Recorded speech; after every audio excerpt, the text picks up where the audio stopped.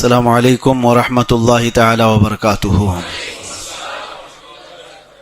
الحمد للہ وکفا وسلام علی حبیبہ المصطفیٰ، اما بعد، بحمدہ تعالی وبکرم مصطفیٰ صلی اللہ تعالی علیہ وسلم۔ آج کی اس شب میں قرآن عظیم کے 11 پارے مکمل ہو چکے ہیں۔ اللہ تبارک و تعالی بقیہ قرآن عظیم کو صحیح تجوید سے پڑھنے اور آپ سب کو سماعت کرنے کی توفیق عطا فرمائے۔ سورہ توبہ کا اختتامی حصہ اور اس کے بعد سورہ یونس اور سورہ ہود کا کچھ حصہ۔ سورہ ہود کے متعلق تو اللہ کے نبی صلی اللہ تعالی علیہ وسلم فرماتے ہیں، سورہ ہود نے مجھے بوڑھا کر دیا۔ اس سورہ کے متعلق اور سورہ توبہ کی جو آخری آیات ہیں وہ ہمارے لیے بہت ہی روح افزا ہیں، ایمان افزا ہیں۔ اللہ تبارک و تعالی نے یوں فرمایا، لقد جاءکم رسول من انفسکم عزیز علیہ ما عنتم حریص علیکم بالمؤمنین رؤوف الرحیم۔ اللہ اپنے حبیب پاک صلی اللہ علیہ وسلم کے متعلق فرما رہا ہے، بے شک تمہارے درمیان ایک ایسا رسول آیا جس کو تمہارا تکلیف میں پڑنا برداشت نہیں ہوتا۔ پہلی صفت میرے نبی کی یہ ہے، تمہارا تکلیف میں پڑنا رسول سے دیکھا نہیں جاتا۔ عزیز علیہ ما عنتم، یہ اور پھر حریص علیکم بالمؤمنین، اگر وہ تمہارے کسی چیز کے طلبگار ہیں تو صرف تمہارے ایمان کے طلبگار ہیں۔ رؤوف الرحیم، نہایت ہی نرمی کرنے والے، شفقت کرنے والے رسول تمہارے درمیان آئے۔ 3 چیزیں رسول اللہ کی بیان کی گئیں۔ تمہارا تکلیف میں پڑنا رسول کو گوارا نہیں۔ یہی تو بات ہے کہ ہر گھڑی میرے آقا صلی اللہ تعالی علیہ وسلم نے امتی امتی کہا ہے۔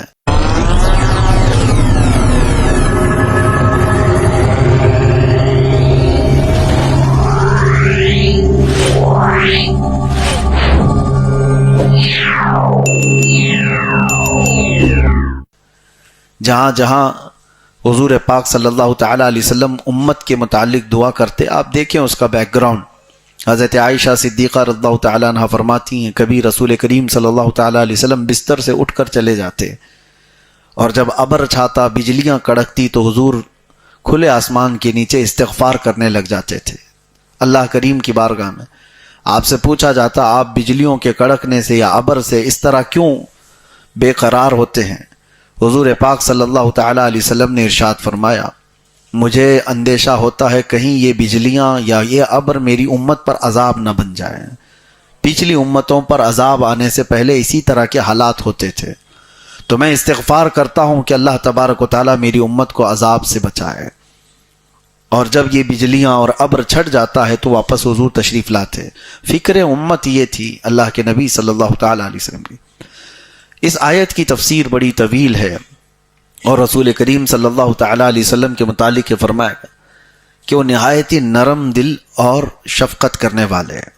ارے وہ جانوروں کی سنتے تھے، لکڑی کے رونے کو بھی وہ برداشت نہیں کرتے۔ صحابہ اکرام فرماتے ہیں، مسجد نبوی میں ایک مرتبہ حضور پاک صلی اللہ تعالیٰ علیہ وسلم جو عصا لے کر کھڑے ہوتے تھے اس کو چھوڑ دیا حضور نے، تو اس لکڑی سے رونے کی اتنی آواز آنے لگی جیسے کوئی بچہ اپنی ماں سے بچھڑ کر روتا ہو۔ صحابہ نے پوری مسجد میں آواز سنی، نبی پاک صلی اللہ تعالیٰ علیہ وسلم ممبر سے اتر کر کے آئے اور پھر اس لکڑی کو اٹھایا اور پھر اس سے نہ جانے کیا چیزیں سنی، پھر اس کو واپس حضور پاک صلی اللہ تعالیٰ علیہ وسلم نے اپنی جگہ پر رکھا تو خاموش ہوا۔ حضور فرماتے ہیں، یہ رونے لگا تو اس کا رونا مجھ سے دیکھا نہیں گیا، میں خطبہ چھوڑ کر اتر آیا۔ یعنی لکڑی کا رونا حضور کو گوارا نہیں۔ اور پھر اللہ کے نبی صلی اللہ تعالیٰ علیہ وسلم فرماتے، میں نے اس سے کہا، کیا تو اس بات کو پسند کرتا ہے کہ میں تجھے واپس اسی شاخ میں جوڑ دوں جس شاخ سے تجھے نکالا گیا، یا اسی درخت میں، اور تو پھلدار درخت بن جائے اور ہمیشہ ہرا بھرا رہے، لوگ تیرے پھل سے نفع اٹھائیں؟ اس نے کہا، یا رسول اللہ صلی اللہ تعالیٰ علیہ وسلم، آپ کی جدائی مجھ سے برداشت نہیں ہوتی۔ تو اللہ کے نبی صلی اللہ تعالیٰ علیہ وسلم نے فرمایا، یعنی لکڑی اپنی اصل میں جانے کو تیار نہیں، جہاں سے وہ نکلا ہے، جس جگہ سے وہ حصہ نکلا ہے۔ حضور پاک صلی اللہ علیہ وسلم فرماتے ہیں، کیا تو اس بات کو پسند کرتا ہے کہ تجھے قیامت کے دن میں اپنے ہاتھ میں رکھوں اور جنت ساتھ میں لے جاؤں۔ وہ خوش ہو گیا، لکڑی کا حصہ وہ تنا اور اس کا رونا بند ہو گیا۔ تو حضور پاک صلی اللہ تعالی علیہ وسلم نے حکم فرمایا میرے ممبر کے قریب ہی سے دفن کر دیا جائے۔ آج تک وہ لکڑی کا تنا حضور کی مسجد نبوی میں دفن ہے، جہاں پر استوانہ حنانہ ایک پلر بنا ہوا ہے۔ آپ ریاض الجنہ کے اندر جائیں گے تو ایک پلر کا نام ہے استوانہ حنانہ، وہ اسی لکڑی کے تنے کے اوپر پلر بنایا گیا ہے جہاں وہ نشانی ہمیشہ کے لیے دفن ہوئی۔ اور حضور پاک صلی اللہ علیہ وسلم نے جب وعدہ فرمایا ہے تو وہ لکڑی کا تنا حضور کے ساتھ جنت میں بھی جائے گا۔ یہاں سے ایک بات ملتی ہے، لکڑی کے سوکھے ہوئے حصے کے اندر اگر حضور کی جدائی میں، حضور کے فراق میں غم آ جائے تو نعمت یہ ملتی ہے کہ جنت اسے ساتھ لینے کا وعدہ کیا جائے۔ کیا امتی اگر حضور کی جدائی میں روئے تو وہ ناز و نعم کے ساتھ احسان نہیں فرمائیں گے؟ لیکن امتی کا حال یہ ہے کہ یہ لکڑیوں سے زیادہ سوکھ گیا ہے، لکڑیوں سے زیادہ ان کے ہاں سوکھا پن ہے۔ محبت مصطفیٰ صلی اللہ علیہ وسلم میں تڑپنا ہم نے کہاں سیکھا ہے؟ میرے عزیزو، ایک دو نہیں کئی روایات آپ کو میں بتاؤں۔ ہرن کے رونے کو حضور برداشت نہیں کر پائے۔ ایک عرب نے اس کا شکار کر لیا تھا، ہرن رو رہی تھی اور حضور اس کے قریب گئے، پوچھا تو ہرن نے اتنا ہی کہا میرے دو چھوٹے بچے رہ گئے ہیں، بھوکے ہیں، میں انہیں دودھ پلا کر واپس آ جاؤں گی، مجھے اس سے آزاد کرا دے۔ حضور نے اس کی بات سن کر کے وہ عربی سے کہا، بدو سے، دیہاتی شخص سے، کہ ہرن مجھ سے بات کر رہی ہے اور اپنے بچوں کو دودھ پلا کر واپس آئے گی۔ اس نے کہا کیا کوئی جانور اس طرح سے نکلا ہوا بھاگ کر واپس آ سکتا ہے؟ حضور نے فرمایا مجھ سے وعدہ کیا ہوا جانور دھوکہ نہیں دے گا۔ ہرن کو اس نے چھوڑا، حضور کو پکڑا اور ہرن تھوڑی دیر کے بعد وہ اپنے بچوں سمیت واپس لوٹ آئی۔ اللہ کے نبی صلی اللہ تعالی علیہ وسلم کا یہ معجزہ دیکھ کر کے وہ بدو ایمان بھی لے آئے۔ لیکن یہاں کہنا یہ ہے کہ ایک جانور اگر اپنے بچوں کی جدائی کے غم میں روئے تو رسول اللہ کو وہ بھی گوارا نہیں۔ اور بعض روایات یہ بتاتی ہیں کہ امتیوں میں سے کسی کے تلووں میں کانٹا چبھ جائے تو حضور اس کے بھی درد کا احساس کرتے ہیں۔ اللہ کے نبی صلی اللہ تعالی علیہ وسلم، یہی تو آیت ہے، عزیز علیہ ما عنتم۔ اللہ فرما رہا ہے تمہارا تکلیف میں پڑنا ان کو گوارا نہیں ہے۔ ملک الموت جب حضور پاک صلی اللہ تعالی علیہ وسلم کی روح قبض کرنے کے لیے تشریف لائے تب بھی رسول اللہ صلی اللہ علیہ وسلم نے کیا پوچھا؟ وہ وقت ایسا ہوتا ہے کہ لوگ اپنے ماں باپ، اپنے بھائی بہن اور اپنے بچوں کو پہچاننا بھول جاتے ہیں، نزع کا وقت روح نکلنے سے تھوڑی دیر پہلے۔ لیکن وہ رحمت عالم صلی اللہ تعالی علیہ وسلم ملک الموت سے یوں پوچھتے ہیں، یہ جس تکلیف سے ہم گزر رہے ہیں روح نکلنے سے قبل، کیا یہ تکلیف میری امت کو بھی دی جائے گی؟ اللہ کے نبی صلی اللہ تعالی علیہ وسلم کو فکر ہے تو کس کی؟ جو نہ بھولا ہم غریبوں کو رضا، یاد اس کی اپنی عادت کیجئے۔ قرآن یہ کہتا ہے عزیز علیہ ما عنتم، تمہارا تکلیف میں پڑنا رسول کو گوارا نہیں۔ لیکن امت ہے کہ رسول اللہ صلی اللہ تعالی علیہ وسلم پر جتنا بھی کتے بھونکیں خاموش اپنا راستہ چل رہی ہے۔ امت کو کوئی احساس نہیں اس چیز کا۔ نبی پاک صلی اللہ تعالی علیہ وسلم کوئی بھی زندگی پاک کے عمل میں جہاں امت کو فراموش کیا ہو، ہم غریبوں کو بھلا دیا گیا ہو، معراج کی شب بھی دیکھیں اللہ کی بارگاہ میں غریب امت کو یاد کیا ہے۔ یہاں تک کہ قبر انور میں جب آپ کو رکھا گیا تھا تو جو صحابہ قبر میں اترے تھے وہ کہتے ہیں حضور کے لب ہل رہے تھے۔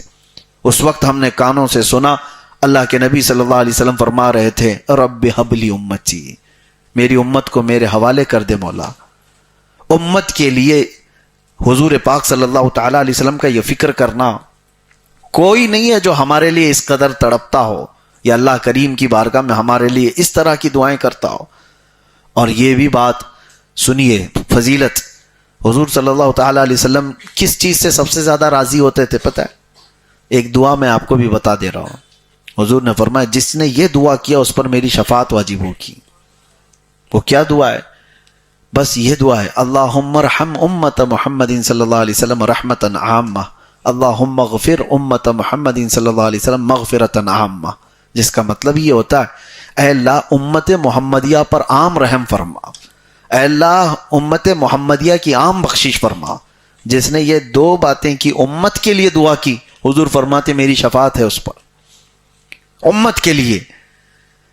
یہ فکر امت اللہ کے نبی صلی اللہ تعالی علیہ وسلم نے. اور پھر یہ بھی فرمایا من لم یہتم بامرنا فلیس منا، جو اس حال میں صبح کیا کہ میری امت کے بارے میں کچھ سوچا نہیں، وہ میری امت میں سے نہیں ہے.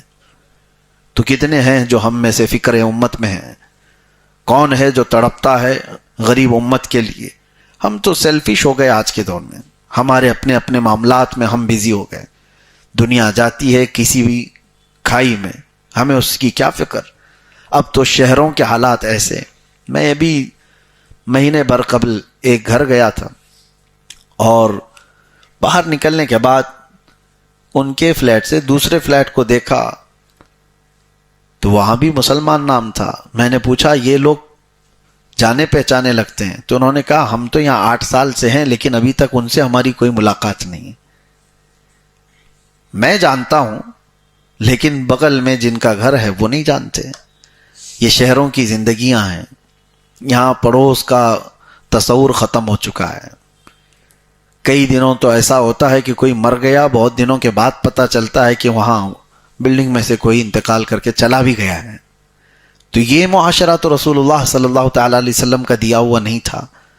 حضور فرماتے مثل المؤمن کمثل جسد اذا اشتكى عضو تداعى له سائر الجسد بالسهر والحمى.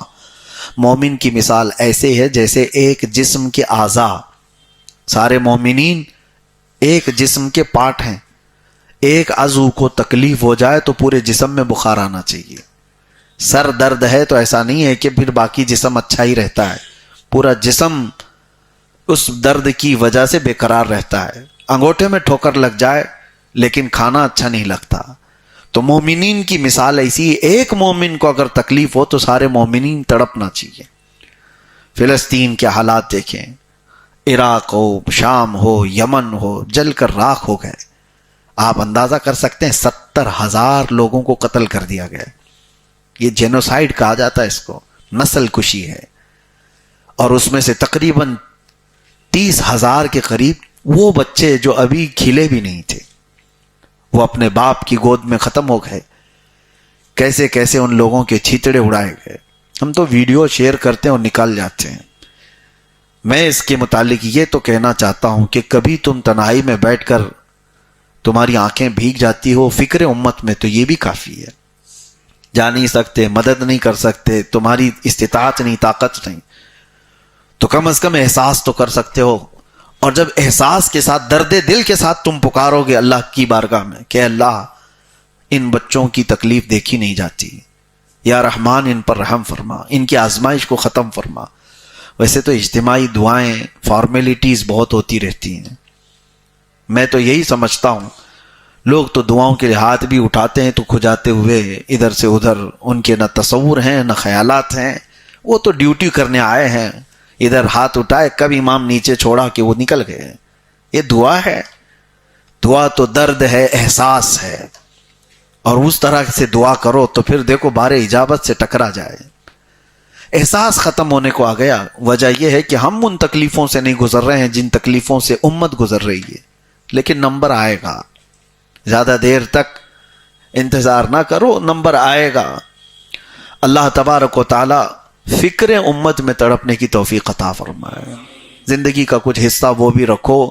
رسول اللہ صلی اللہ تعالی علیہ وسلم کو اگر راضی کرنا چاہتے ہو، ایک بات میں اور آپ کو بتا دوں، حضرت جبرائیل امین علیہ السلام نے، جانتے ہو حضور کی رضا کے لیے انہوں نے کیا کہا؟ یا رسول اللہ صلی اللہ تعالی علیہ وسلم مکہ والوں کی تکلیف کو ہٹا دیا جائے، مکہ والے جو ایذا دیتے ہیں وہ سب ختم ہو جائے، مدینے میں اچھی حکومت اسٹیبلش ہو جائے، جنگوں میں فتح یابی ہو جائے. جبرائیل امین نے یہ نہیں کہا. جبرائیل امین نے حضور صلی اللہ علیہ وسلم کی رضا حاصل کرنے کے لیے ایک جملہ کہا تھا. کیا؟ وہ عرض کرتے ہیں یا رسول اللہ صلی اللہ علیہ وسلم، قیامت کے دن جس وقت آپ کی امت پل صراط سے گزر رہی ہوگی میں اپنے پر بچھا دوں گا. اللہ کے نبی صلی اللہ علیہ وسلم راضی ہو گئے، خوش ہو گئے.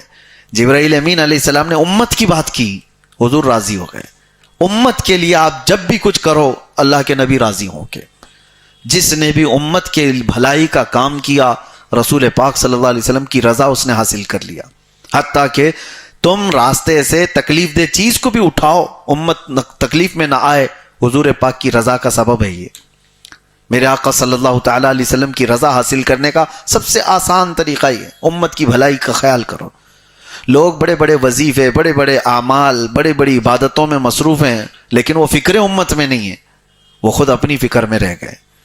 تم جتنے بھی بلند بننے کے لیے وظیفوں کا سہارا لے رہے ہو، میں آسان طریقہ یہ بتا رہا ہوں، احساس اور درد تمہارے اندر ہو امت کا، تو پھر دیکھو رسول اللہ کی احسانات اور ان کی نوازشیں کیسی ہوتی ہیں، آپ کو اندازہ بھی نہیں ہوگا. ایک بزرگ ہیں حضرت شبلی رحمت اللہ تعالی علیہ، میں ان کی بات عرض کر کے اس آیت کے متعلق عرض کرتا ہوں. حضرت شبلی کے متعلق اس زمانے کے ایک اور بزرگ نے دیکھا خواب میں کہ رسول پاک صلی اللہ تعالی علیہ وسلم کی مجلس لگی ہوئی ہے اور حضرت شبلی اس مجلس میں آ رہے ہیں. تو نبی پاک صلی اللہ تعالی علیہ وسلم نے سب کو ہٹایا اور کہا شبلی تم میرے بغل میں بیٹھو. ان کو رسول پاک صلی اللہ تعالی علیہ وسلم نے بالکل اپنے پاس بٹھایا. تو وہ جنس بزرگ نے حضرت شبلی کو خواب میں اس طرح سے دیکھا حضور کی بارگاہ میں، وہ بے چین ہو گئے کہ کیا عمل کرتا ہوگا شبلی. نبی پاک صلی اللہ تعالی علیہ وسلم کی بارگاہ میں اتنا قرب ہے.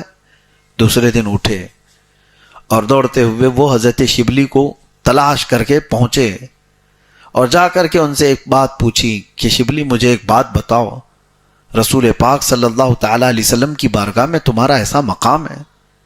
انہوں نے یہ نہیں پوچھا کیا مقام ہے، کیا دیکھا. ان سے اس بزرگ نے پوچھا کہ صرف یہ بتاؤ تم کرتے کیا ہو. تو حضرت شبلی کہتے ہیں 2 عمل ہے میرے، رات کو اس وقت تک سوتا نہیں جب تک امت کی بخشش کی دعا نہیں کرتا، امت محمدیہ کی بخشش کے لیے، ان کے اصلاح حال کے لیے دعا نہیں کرتا، اس وقت تک سوتا نہیں. دوسری چیز یہ ہے جو عمل میں آپ کو بتا رہا ہوں، الحمدللہ برسوں سے میرا بھی عمل ہے. حضرت شبلی فرماتے ہیں جب بھی فرض نماز سے فارغ ہوتا ہوں، سلام پھیرتے ہی میں سب سے پہلے یہ آیت پڑھتا ہوں، لقد جاءکم رسول من انفسکم عزیز علیہ ما عنتم حریص علیکم بالمؤمنین رؤوف الرحیم. یہ میرا عمل ہے. اور حضرت شبلی فرماتے ہیں اس عمل کی برکت یہ ہے کہ جب دل زیادہ مغموم ہوا ہم نے رسول اللہ کو خواب میں دیکھ لیا. الحمدللہ اس کا اثر ہے. جب زیادہ دل بے چین ہوا، ٹوٹا، حضور پاک صلی اللہ تعالی علیہ وسلم کی زیارت آپ کو میسر ہوگی. خلوص دل کے ساتھ اس کو پڑھیں. یہ نہیں کہ نبی کریم صلی اللہ تعالی علیہ وسلم کی زیارت کرنے کا ہی غرض، اسی مقصد کو لے کر کے ہی پڑھنے کا ایک مطلب ہی نہیں ہو. اللہ تبارک و تعالیٰ کا یہ کلام حضور کے افضلیت اور ان کی عظمت کے لیے ہے. آپ پڑھیں اور دیکھیں اس کے انعامات انشاءاللہ.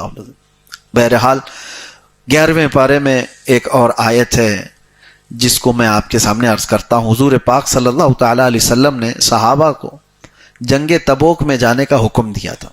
جنگ تبوک جو ہے یہ بہت لمبا سفر طے کر کے ہونے والی ایک جنگ تھی. مدینہ طیبہ سے اس میں نکلے تھے، لیکن اتفاق ایسا کہ اس میں 3 صحابہ نہیں آئے تھے.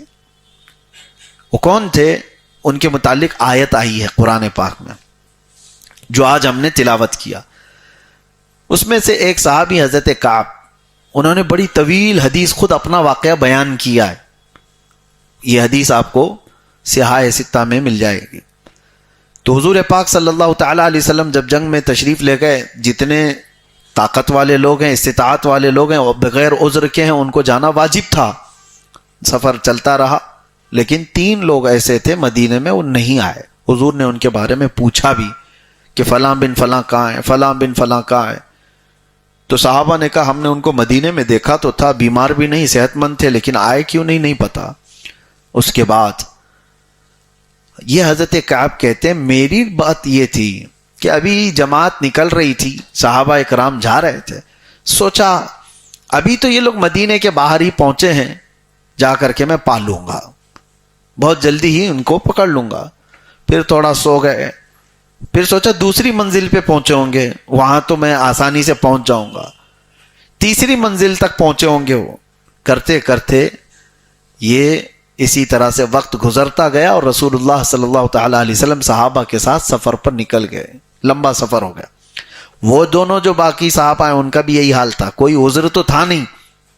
سوچ رہے تھے ابھی جائیں گے ابھی جائیں گے ابھی جائیں گے. نماز کا وقت ہو جائے تو لوگ کرتے ہیں جماعت میں ابھی تو اتنا ٹائم باقی ہے, ابھی نکلیں گے تب پہنچیں گے, ابھی نکلیں گے تب پہنچیں گے.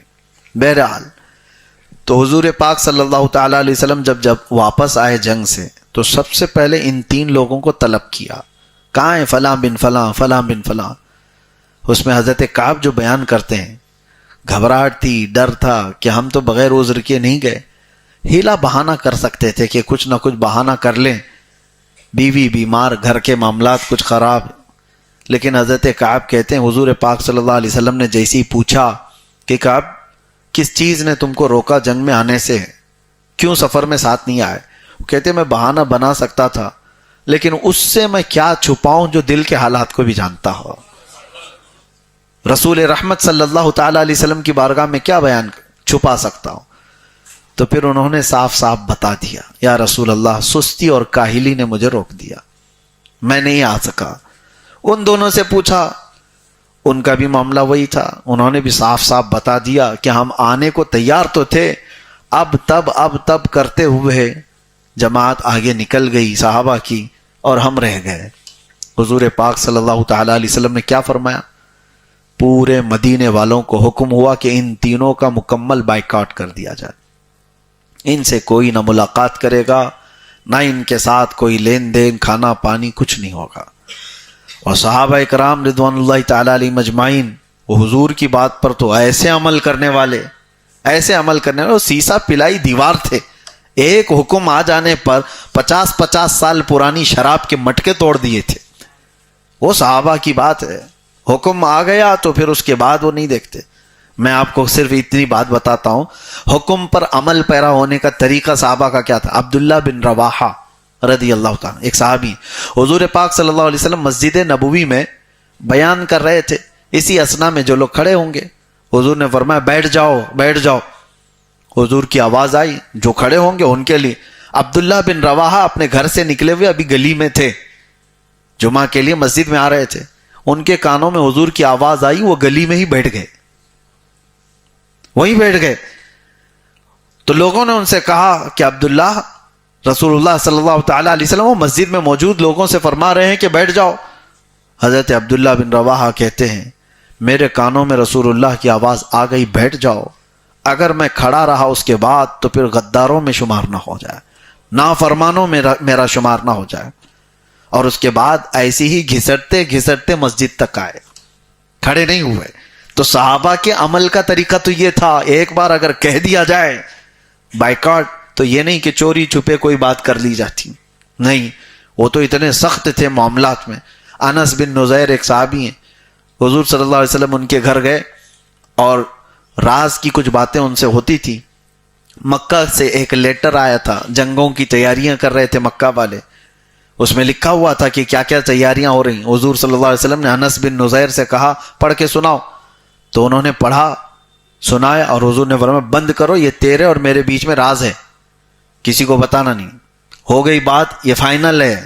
صحابی رسول کو جب یہ بات مل گئی, لیکن حضرت انس بن نزیر کے بارے میں بتایا جاتا ہے وہ اپنی بیوی سے بہت محبت کرتے تھے, عشق کرتے تھے, عشق کے درجے تک اپنی بیوی سے محبت کرتے تھے. ان کی بیوی ان کی بڑی محبت کی حامل تھی. بہرحال ہوا یہ کہ رسول پاک صلی اللہ علیہ وسلم جیسے ہی ان کے گھر سے گئے, ان کی بیوی سامنے آئی.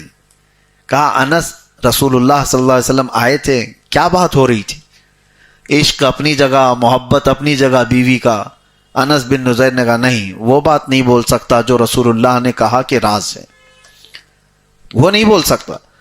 انہوں نے کہا مجھ سے بھی چھپاؤ گے, مجھ سے بھی چھپاؤ گے, اتنی محبت کرتے ہو, اتنا عشق کرتے ہو. کہا وہ تمہارا مقام الگ ہے. یہ بات چل رہی تھی, اسی میں بیوی نے کہہ دیا میں نے تو سن لیا ہے دیوار کے پیچھے سے کیا بات ہو رہی تھی, مکہ سے خط آیا ہے, مکہ والے جنگوں کی تیاری کر رہے ہیں. او اتنا سننا تھا. سیدھے انس بن نزیر جا کے گلا پکڑ لیا اپنی بیوی کو, اور گلا پکڑ کر کے رکھے کہ میں تجھے نہیں چھوڑ سکتا، کیونکہ میرے اور رسول اللہ کے راز کا افشا میں برداشت نہیں کر سکتا. وہ اپنا گلا چھڑانا چاہ رہی ہیں لیکن یہ چھوڑ نہیں رہے، اور اسی طرح سے گردن پکڑ کر کے رسول اللہ تک لے کر کے آئے، جس سے بے حد محبت کرتے ہوں.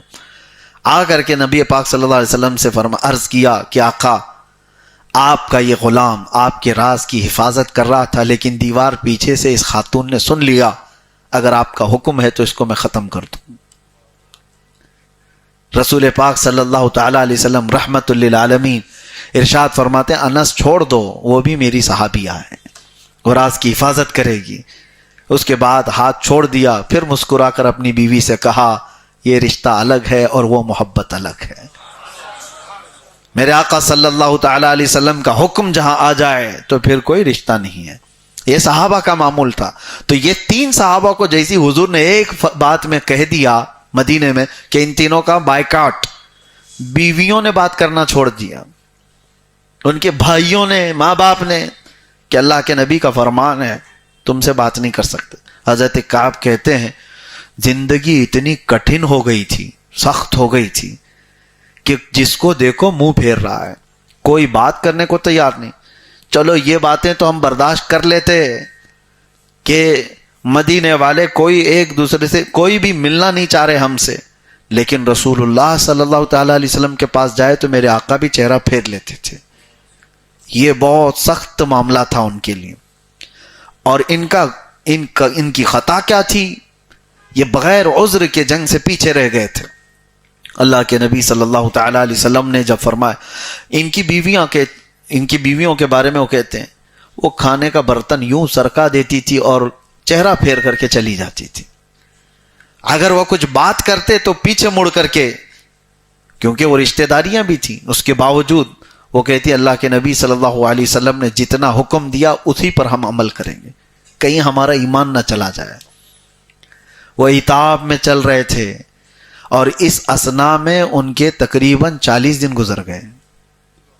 وہ کہتے ہیں کہ زمین تنگ ہو گئی تھی ہمارے لیے، رو رو کر کے ان کے حلقے پڑ گئے تھے، اتنا روئے تھے یہ تینوں صحابہ. تب یہ آیت نازل ہوئی حضور پاک پر، وَعَلَى الثَّلَاثَةِ الَّذِينَ خُلِّفُوا حَتَّى إِذَا ضَاقَتْ عَلَيْهِمُ الْأَرْضُ بِمَا رَحُبَتْ وَضَاقَتْ عَلَيْهِمْ أَنفُسُهُمْ. اللہ فرماتا ہے وہ تین لوگ جو حضور پاک صلی اللہ علیہ وسلم کی جماعت سے پیچھے رہ گئے، ان پر زمین تنگ ہو گئی تھی. تو اس کا نبی پاک صلی اللہ تعالی علیہ وسلم نے بائیکاٹ کا حکم دیا، سارے مدینے والوں نے ان کو تنہا کر دیا، چھوڑ دیا.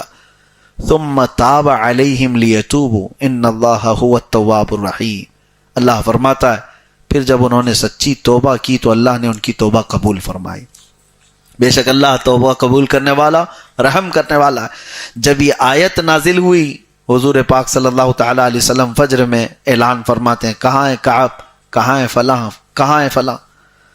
تینوں صحابہ کا نام لیتے ہیں، وہ دوڑے دوڑے آئے اور حضور نے یہ جیسی آیت تلاوت کی، حضرت کعب کہتے ہیں میری زندگی میں ایسی عید کا دن آیا ہی نہیں تھا، ایسی عید کا دن آیا نہیں تھا جیسا مجھے نبی پاک صلی اللہ تعالی علیہ وسلم نے ہماری توبہ کی قبولیت کا مژدہ سنایا تھا. تو یہ تین صحابہ، یہاں کہنے کی بات یہ ہے بڑے لوگ تھے صحابہ. کچھ لوگ یہ سوچتے ہیں کہ ان کی غلطی کیا تھی، ان کی خطا کیا تھی، اتنا بڑا کیا کر دیا تھا، پیچھے رہ گئے تھے. نہیں میرے عزیزو، وہ صحابہ مشعل راہ ہدایت پوری امت کے لیے، وہ ستارے ہیں. ان کی ہلکی سی بھی چیز امت کے لیے بڑی بن سکتی ہے. نبی پاک صلی اللہ علیہ وسلم نے وہیں روک دیا تھا کہ تمہارے سے یہ خطا نہ ہو. تو بسا اوقات بڑے لوگوں کی چھوٹی غلطی کو بھی پکڑ لینا چاہیے. وجہ یہ ہے کہ اگر اس کی غلطی کو ہلکے میں چھوڑ دیا جائے تو بعد کے نیچے والے لوگ، شیخ سعدی رحمۃ اللہ علیہ فرماتے ہیں اگر بادشاہ آدھے انڈے پر ظلم کو جائز کہہ دے تو رعایا مرغوں کو سیخ پہ چڑھا دے گی. ہاں ظاہر سی بات. اسی لیے علماء کرام کو، امام حضرات کو کہا گیا ہے کہ اگر تم نفل چھوڑو گے تو یہ مقتدی سنت چھوڑ دیں گے، تم سنت چھوڑو گے تو پھر یہ واجب چھوڑنے پر آ جائیں گے. تم اگر حرام چیزوں سے بچنے میں کوئی احتیاط نہیں کرتے تو یہ کفر تک پہنچ جائیں گے. اسی لیے علماء ذوی احترام کو، مبلغین اسلام کو، دعات کو یہ کہا گیا ہے مکروہ چیزوں سے بھی بچو۔ حدیث جو راویان حدیث روایت لیتے تھے، میں آپ کو بتاؤں کسی ایسے محدث کے پاس وہ جاتے نہیں تھے جو مذاق میں بھی کبھی جھوٹ کہا ہو، مذاق میں بھی۔ پوری زندگی کی بات کر رہا ہوں، ایک محفل میں پوری زندگی بھر۔ اس کی وجہ کیا ہے؟ ان کی چھوٹی سی بھی بات کو امت کے لیے بہت بڑا بنایا جا سکتا ہے۔ اگر اسی لیے سرکار سیدنا امام حسین رضی اللہ تعالیٰ عنہ کی بات سمجھیں آپ، یزید کے ساتھ معاملہ کیا تھا؟ بس یہی تو تھا کہ وہ فاسق و فاجر خلیفہ، اگر اس کو برداشت کر لیا جاتا تو بعد کے لوگوں کے لیے دلیل بن جاتی۔ رسول اللہ کا نواسہ جب فاسق و فاجر کو امام مان سکتا ہے تو ہم اپنے زمانے کے چوروں کو امام کیوں نہیں مان سکتے؟ ہماری مسجدوں کے مصلوں کا آج تک پاک ہونا، محترم رہنا، اس میں امام حسین کا صدقہ ہے۔ انہوں نے چھوٹی سی چیز اگرچہ آپ کے نظر میں ہو۔ ایک اور میں آپ کے سامنے حکایت عرض کرتا ہوں۔ ایک عالم دین ہے، وہ جہاز کے سفر پر ہیں اور پانی کے جہاز میں وہ بیچ دریا میں جب جہاز پہنچا، ان کے پاس 2000 سونے کے سکے تھے، 2000 اشرفیاں یہ سفر میں لے کر چل رہے تھے۔ اور راستے میں جب سمندر کے درمیان پہنچے تو اتفاق ایسا کہ اس جہاز پہ ایک چور بھی سفر کر رہا تھا، اچھا خاصا چور، ٹرینڈ، اور اس نے اس مولانا صاحب کو دیکھ لیا تھا کہ ان کے پاس سونے کے سکے ہیں، چرائے تو کیسے؟ اور جب سمندر کے بیچ پہنچ جائے جہاز تو نہ کسی کے آنے کا اندیشہ، نہ کسی کے باہر جانے کا، جو ہے جہاز میں۔ تو اس نے ایک ہیلا اپنایا۔ اس نے کیا کیا؟ اچانک رات کو واویلا مچانا شروع کر دیا، ہائے افسوس میرے 2000 سکے کسی نے چرا لیے، میرے سونے کے 2000 اشرفیاں کسی نے چوری کر لیا۔ کون؟ یہ چور نے اعلان کرنا شروع کیا، اور اتنا رویا کہ سارے لوگ اس کو آ کر کے تسلی دینے لگے۔ پھر جو لیڈر تھا اس سے کہا گیا کہ دیکھو اس غریب کے کسی نے 2000 سکے چوری کر لی، اب یہاں سے کوئی بھاگ تو سکتا نہیں، جہاز میں جو ہوگا چوری کیا ہوا وہ اسی اندر ہوگا، یہی ہوگا، چرایا ہوا مال بھی یہی ہوگا۔ تو اس نے ضد کر دیا کہ میرا مال ڈھونڈا جائے۔ اس کو پتا تھا، اس نے اچھی طرح سے دیکھا تھا مولانا صاحب کے پاس 2000 سکے ہیں۔ تو کپتان نے عملے کو کہا کہ سارے لوگوں کی تلاشی لی جائے۔ سب کی تلاشی لی گئی، ایک کے بعد دیگرے، ہر ایک کو قطار میں لگا کر پورے جہاز کی تلاشی ہو گئی۔ وہ سکے کہیں نہیں ملے۔ وہ مولانا صاحب کے جھولے، ان کے جو جتنے بسترے، سب چھان مارے، کہیں نہیں ملے۔ اس چور نے دیکھا، بار بار کہا ان کا اور ایک بار چیک کرو، ان کا اور ایک بار چیک کرو، ملا ہی نہیں۔ اب یہ ہکا بکا رہ گیا، اس نے تو رات کو گنا میرے سامنے، اب کہاں چھپایا ہے اس نے؟ پورے جہاز میں کہیں نہیں ملا۔ تو لوگوں نے پھر اس کو کوسنا شروع کیا، اس کو مارنے بھی لگ گئے کہ جھوٹا آدمی، بغیر کسی چیز کے اس نے ایسے ہی لوگوں کو پریشان کیا، اس کے تھے ہی نہیں پیسے، کہاں گئے؟ جہاز میں سے 2000 سونے کے سکے۔ اس کے بعد جب شانت ہو گئے، مار کھا کر کے آیا چور، تو رات کی تنہائی میں اسی عالم کے پاس آیا، کہا کہ حضرت ایک بات بتاؤ، کل رات تمہارے پاس تو 2000 سکے تھے نا، سونے کے سکے تھے نا، تم گن رہے تھے؟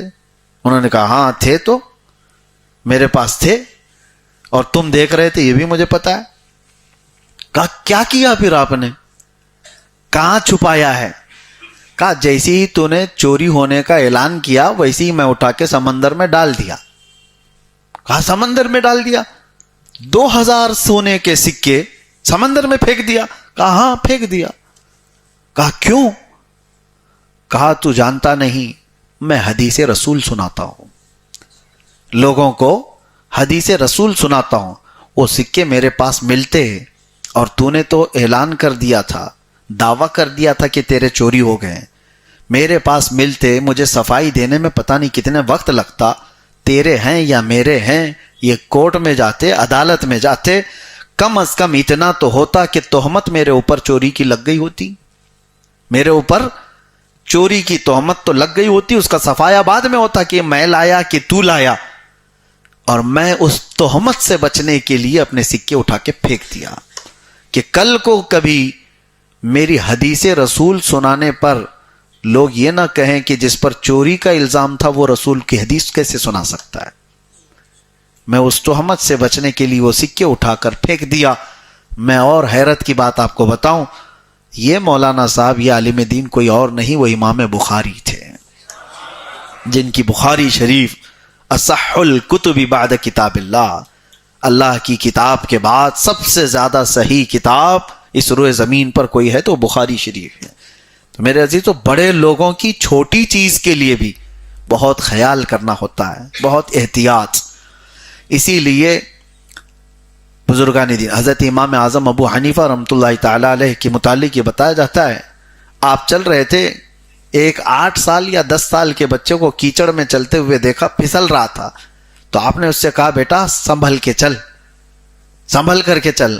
اس بچے نے آپ کو جواباً کہا امام اعظم ابو حنیفہ سے کہ حضور میں گروں گا، میری ہڈی ٹوٹے گی، اس سے زیادہ کچھ نہیں ہوگا، آپ سنبھل کے چلو، آپ گرو گے تو پیچھے پوری امت گر جائے گی۔ امام اعظم فرماتے ہیں اس کا یہ جملہ میں نے زندگی بھر اپنے درس کے لیے رکھ لیا۔ ہوتا یہی ہے میرے عزیزو، صحابہ کرام پر میرے آقا صلی اللہ علیہ وسلم نے جو سختی فرمائی تھی، اس کی وجہ یہی ہے کہ قیامت تک آنے والی امت یہ صحابہ کو فالو کرنے والی ہے۔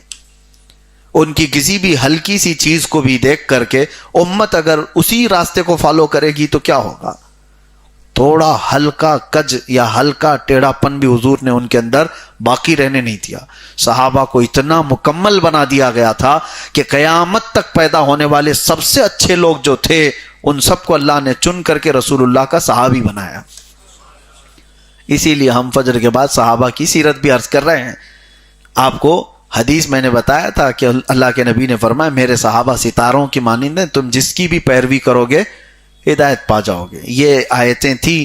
بہرحال ایک اور چیز میں آپ کو بتا دوں، اللہ تعالیٰ نے ایک ایسی مسجد کا بھی ذکر کیا ہے اس میں جس کو ڈھانے کا حکم دیا گیا تھا، مسجد ضرار۔ والذین اتخذوا مسجدا ضرارا کفرا وتفریقا بین المؤمنین وارصادا لمن حارب اللہ ورسولہ۔ اللہ تعالیٰ اس میں فرماتا ہے کہ وہ لوگ جنہوں نے مسجد ضرار بنائی۔ یہ کیا تھی مسجد ضرار؟ کچھ منافق تھے مدینہ طیبہ میں، رسول اللہ صلی اللہ تعالیٰ علیہ وسلم کے پاس آتے تھے، لیکن ان کو پورا چانس ملتا نہیں تھا کہ اپنی تنہائی میں میٹنگ کرنے کے لیے حضور کے خلاف، اسلام کے خلاف۔ وہ چھپے ہوئے کافر کو کیا کہتے ہیں؟